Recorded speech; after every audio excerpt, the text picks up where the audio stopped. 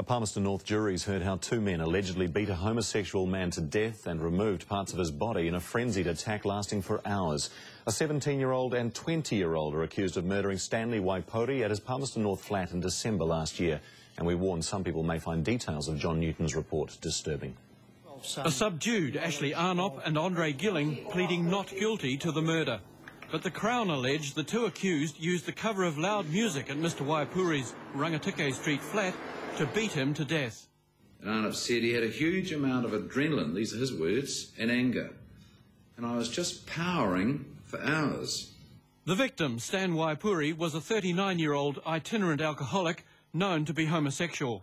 A neighbour came to the flat here to complain about the noise, and when the door was opened, he saw a body lying on the floor with its clothes pulled down.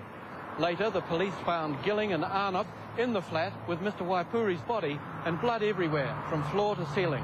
Now, Arnott was found in the flat at the time in clothing and footwear covered in blood, as were his hands, and particularly noted by the police were blood deposits, smears around his mouth and his lips.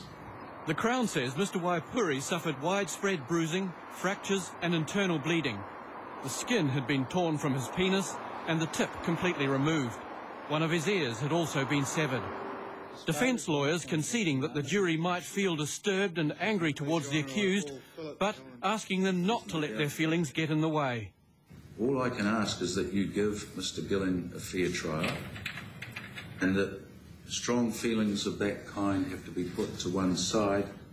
It really is fundamental to your tasks in this trial to get inside his, as my friend said, state of mind.